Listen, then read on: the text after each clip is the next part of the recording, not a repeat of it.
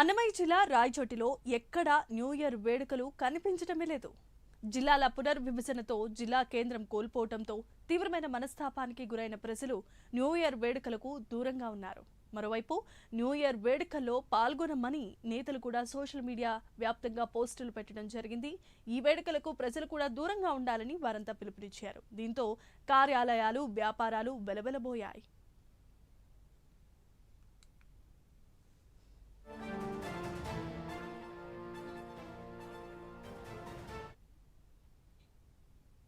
Right, ఇక ఇదే అంశానికి సంబంధించి మరిన్ని అప్డేట్స్ ను అందించడానికి మా కరెస్పాండెంట్ సుధీర్ కూడా లైవ్ ద్వారా సిద్ధంగా ఉన్నారు.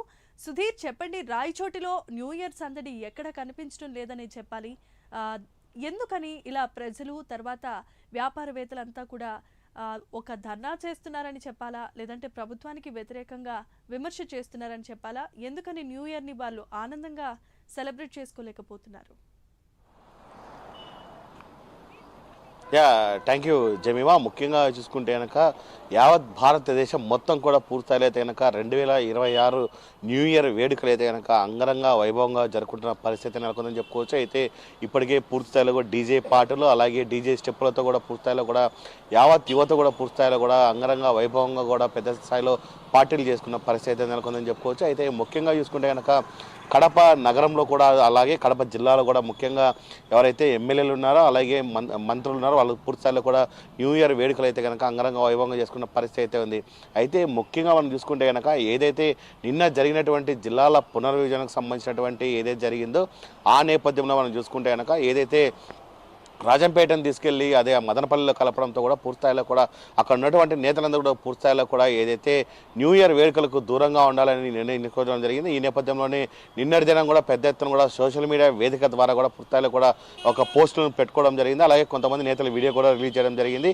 ఏదైతే ప్రభుత్వం చేసినటువంటి నిర్వాహకంతోనే పూర్తిస్థాయిలో కూడా దాదాపుగా రాయచోటి ప్రజలు ఎవరు కూడా న్యూ ఇయర్ వేడుకలు జరుపుకోవద్దండి, అలాగే ఈ న్యూ ఇయర్ వేడుకలు అందరూ దూరంగా ఉండాలని చెప్పి అక్కడ ఉన్నటువంటి నేతలు ఇచ్చినటువంటి ఒక పిలుపు మేరకు అయితే కనుక పూర్తిస్థాయిలో కూడా వాళ్ళందరూ కూడా ఎవరైతే న్యూ ఇయర్ వేడుకలు జరుపుకున్న పరిస్థితి అయితే ఉందో, అయితే ముఖ్యంగా చూసుకుంటే ఒక న్యూ ఇయర్ పండుగ వస్తుందంటేనే పూర్తిస్థాయిలో కూడా దాదాపుగా చిన్న పెద్ద తారతమ్యం లేకుండా పూర్తిస్థాయిలో కూడా అందరూ కూడా ఆనందోత్సవాల మధ్యలో ఉంటారు. అలాంటిది ముఖ్యంగా మనం చూసుకుంటే కనుక రాయచోటి పట్టణంలో అయితే కనుక పూర్తిస్థాయిలో కూడా ఏదైతే అక్కడ ఉన్నటువంటి పూలంగులు కావచ్చు, అలాగే స్వీట్ బేకరీలు కావచ్చు, అలాగే అక్కడ ఉన్నటువంటి ఏదైతే ప్రభుత్వ ఏదైతే కార్యాలయాలు ఉన్నాయో అవన్నీ కూడా పూర్తిలో బూసిపోయిన పరిస్థితి ఉంది.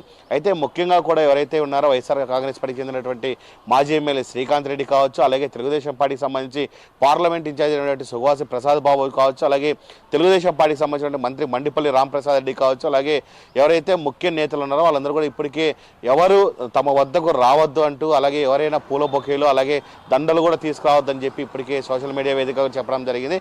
అలాగే రాయచోటి పట్టణంలో ఉన్నటువంటి ఆ పోలీస్ స్టేషన్స్ కావచ్చు, అలాగే మొత్తం అక్కడ ఉన్నటువంటి ప్రజానీకం కూడా ఎవరు కూడా ఈ న్యూ ఇయర్ వేడుకలు పెద్ద ఎత్తున కూడా దూరంగా ఉండాలని చెప్పి చెప్పుకోవడం జరుగుతుంది. రేపటి నుంచి కూడా పూర్తిస్థాయిలో కూడా తమ కార్యాచరణ ఎలా ఉండబోతుంది ఏంటి అనే దానిపైన కూడా పెద్ద ఎత్తున సస్పెన్స్ అయితే ఉంది. ఇప్పటికైతే కనుక ఇవాళ మధ్యాహ్నం నుంచి కూడా ఒకసారి జేఏసీ కూడా ఏర్పాటు చేసుకోవడం జరుగుతుంది. ఆ జేఏసీ ఏం పిలుపునిస్తుందో ఆ పిలుపు మేరకే రానున్న రేపటి నుంచి మనం చూసుకుంటే కనుక ఒక ఉద్యమం అయితే మొదలయ్యే అవకాశాలు కూడా పెద్ద ఎత్తున మనకు కనిపిస్తున్నాయని చెప్పుకోవచ్చు. ఇప్పటికే జేఏసీకి సంబంధించిన నేతలు కూడా పూర్తిస్థాయిలో కూడా ఏదైతే ప్రభుత్వం పైన అలాగే ప్రభుత్వం ఏదైతే జిల్లాల పునర్విభజన చేసిందో దానిపైన కూడా పూర్తిస్థాయిలో మరొకసారి సమరాలు ఎంచుకోవాలని చెప్పి వాళ్ళైతే కనుక గవర్నమెంట్కి అయితే కనుక అల్టిమేట్గా టార్గెట్ ఇస్తున్న పరిస్థితి నెలకొని చెప్పుకోవచ్చు. దీని నేపథ్యంలో కూడా దాదాపుగా మధ్యాహ్నం సమయంలో కూడా జేఏసీ ఎటువంటి అల్టిమేట్ ఇస్తుందా ఏంటంటే దానిపైన కూడా సర్వత్రా ఉత్కంఠత అయితే ఉందని చెప్పుకోవచ్చు. రేపటి నుంచి అయితే కనుక రాయచోటిలో అయితే కనుక పూర్తిస్థాయిలో ఉద్యమాలు పెద్ద ఎత్తున ఉంటాయని చెప్పుకోవచ్చు.